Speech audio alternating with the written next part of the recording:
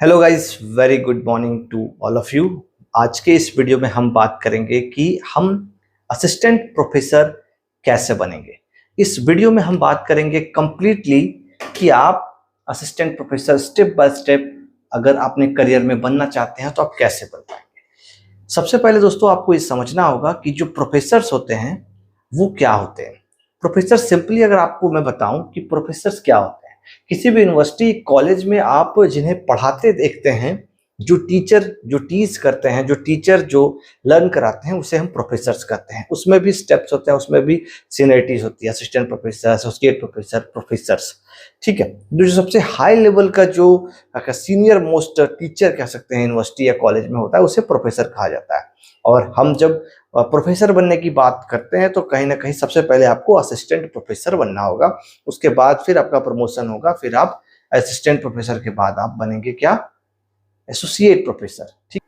सबसे पहले हमें जरूरी है कि हमें ये तय करना है अपने अर्ली एज में ही कि आपको प्रोफेसर बनना है। आपको 12th पास करने के बाद ही आपको, अगर आपके दिमाग में ये क्लिक करता है कि आपको प्रोफेसर के लाइन में जाना है, आपको एक ऐसा टीचर बनना है जो कि कॉलेज या यूनिवर्सिटी में पढ़ाए, तो यहाँ से आप अगर इस जर्नी को स्टार्ट करते हैं तो आपको बेनिफिट होगा। क्या बेनिफिट होगा?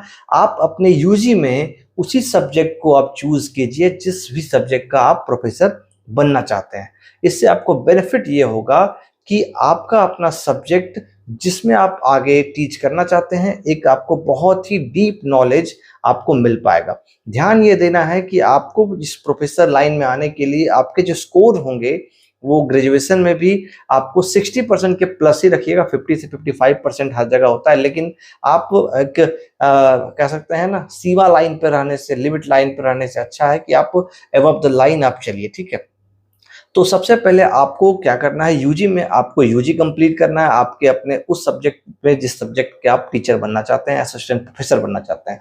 देन आफ्टर आपको क्या करना है, देन आफ्टर आपको सिंपली मास्टर्स की डिग्री लेनी है एट इन सेम सब्जेक्ट, जिससे कि आपको बेनिफिट ये होगा कि आप उस सब्जेक्ट के बेस से लेके एडवांस चीजों को समझ पाएंगे, जान पाएंगे। और यहाँ पे भी आपको 50 से 55% मिनिमम, और ज्यादा अच्छा होगा 60% एबव मार्क्स आप लेकर आइए। उसके बाद आपको क्या करना होगा कि आपको कुछ कॉम्पिटिटिव एग्जाम्स है जो कि पास आउट करना होगा। After getting a masters degree you can appear for and pass the net examination और सेट एग्जामिनेशन और CSIR NET एग्जामिनेशन। अब ये क्या होते हैं? नेट मतलब होता है नेशनल एलिजिबिलिटी टेस्ट, और सेट मतलब होता है स्टेट एलिजिबिलिटी टेस्ट। अब ये टेस्ट एग्जाम्स आपको MA के लेवल पे, मास्टर्स के लेवल पे आपको देना होता है, जिसके बेस पे आपको आने वाले समय में PhD करने में आपको मदद मिलता है, या फिर PhD आप इसके बेस पे कर पाएंगे। और दूसरा, असिस्टेंट प्रोफेसर बनने के लिए नेट क्वालिफाइड होना मैंडेटरी है। तो आप MA के बाद या MA के दौरान, जब आप फर्स्ट ईयर ऑफ MA में आ जाए, मास्टर्स में आ जाए, तब आपको ये एग्जाम्स में अपीयर होना है, जिसमें कि ऑल ओवर इंडिया से सभी लोग एग्जाम्स देते हैं। अगर आपको नेट नहीं पता है क्या होता है, सेट नहीं पता है क्या होता है, तो आप कमेंट कर सकते हैं हमें, हम आपको उस पर भी आपका डिटेल में आपको हेल्प करेंगे, आपको डिटेल में वीडियोस बनाएंगे।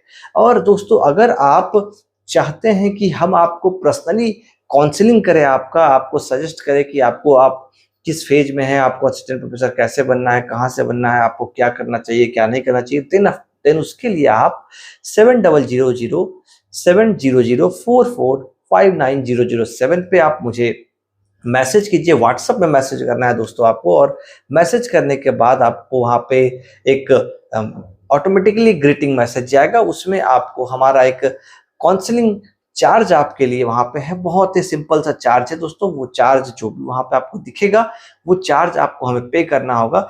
देन आफ्टर आपको हम पूरी तरीके से गाइड कर पाएंगे, हेल्प कर पाएंगे, हमारी टीम पूरी तरीके से आपको समझेंगे, और आपको उसके बेस पे आपको क्या रिक्वायरमेंट है, क्या नीड है, वो आपको सजेस्ट कर पाएंगे। तो हम थे कि आपने MA पास आउट हो गया, मास्टर्स पास कर लिए, आपने एक जो कॉम्पिटिटिव एग्जाम्स है वो भी पास आउट हो गए। अब आपको उसके बेस पे डॉक्टरल डिग्री लेना है, यानी कि आपको PhD लेना है ना, डॉक्टरेट इन फिलोसफी आपको लेना है। तो डॉक्टरल डिग्री आपको लेने के लिए आपको किसी यूनिवर्सिटी में आपको फिर से एडमिशन लेना होगा। देन आफ्टर आपको वहां पर मिनिमम कह सकते हैं आपको 3 साल में अपनी पीएचडी आप सबमिट कर सकते हैं, कंप्लीट कर सकते हैं, और मैक्सिमम आपको 5 साल में। अगर पीएचडी के बारे में डिटेल जानकारी चाहिए तो वो ऑलरेडी हम लोगों ने वीडियोस बना रखा है, वो भी आप देख सकते हैं। और दूसरा, अगर आपको और डिटेल में समझना है कुछ तो आप कमेंट कर सकते हैं, हम फिर से उस पर अलग से डिस्कस कर सकते हैं। ठीक, आफ्टर पीएचडी आपको क्या करना है, आपको प्रैक्टिकल एक्सपीरियंसेस लेने हैं। किस चीज का प्रैक्टिकल एक्सपीरियंसेस?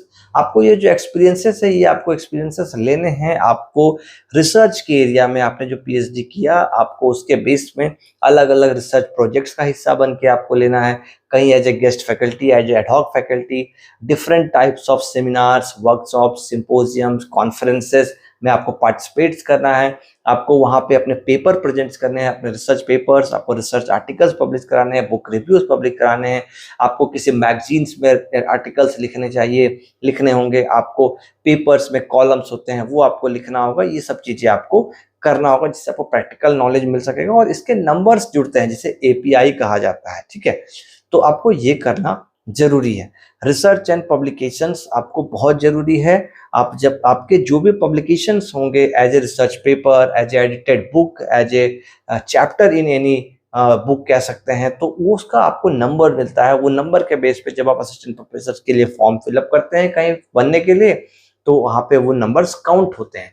ठीक है, अब आपके मन में सवाल आ रहा होगा कि हमने यूजी कर लिया, हमने पीजी कर लिया, हमने नेट भी क्वालिफाई कर लिया, डॉक्टरेट डिग्री भी ले लिया, अब हमने पब्लिकेशंस भी कर लिए, अब हमें जॉब कहाँ मिलेगी? आपके मन में ये सवाल डेफिनेटली आ रहा होगा कि search and apply academic positions कहाँ पे आपको करना है। सिंपली आपको समझना ये होगा कि आपका जो सब्जेक्ट है उस सब्जेक्ट से रिलेटेड आप जो जो यूनिवर्सिटीज ऑल ओवर इंडिया में हैं, या फिर आप जहां जाना चाहते हैं, जिस स्टेट में जाना चाहते हैं, प्राइवेट हो गवर्नमेंट हो, उन दोनों में से आप जो भी चूज करना चाहते हैं, गवर्नमेंट में सेंट्रल गवर्नमेंट है, स्टेट गवर्नमेंट है, उसमें से जो आप चुनना चाहते हो उनको आपको ऑब्जर्व करना होगा। वहां पे जो सीट्स निकल रहे हैं उन सीट्स को आपको देखना होगा, उन्हें आपको समझना होगा, और जब भी वहां पे वैकेंसीज आएंगी वहां पे आपको अप्लाई करना है ना। तो ये इस तरीके से आप जॉब के लिए अप्लाई कर पाएंगे। अब आपके लिए एक मन में सवाल आ रहा हो कि बेस्ट वे क्या है जॉब फाइंड करने का, तो मैं कहना चाहूंगा आपको, the best way to find a professor job is to begin your job search while still completing your academic education, research, private government and research based education institutions to find out and available teaching positions। तो simply वही चीजें आपको मैं कहना चाह रहा हूं कि आपको अपने हिसाब से इन चीजों को सर्च करना होगा और उसके बेस पे आपको अपने जॉब्स के लिए अप्लाई करना होगा। जॉब्स को अप्लाई करने के लिए आपके पास आपका सीवी तैयार होना चाहिए, ये भी एक इंपॉर्टेंट चीज है। उसके बेस पे आप निश्चित रूप से असिस्टेंट प्रोफेसर बनने के सफर में आगे बढ़ पाएंगे। तो इस तरह के और भी इंटरेस्टिंग वीडियोस के लिए आप हमें सब्सक्राइब कर लीजिए। तब तक के लिए आज के इस वीडियो में टेक केयर, बाय बाय, नमस्कार।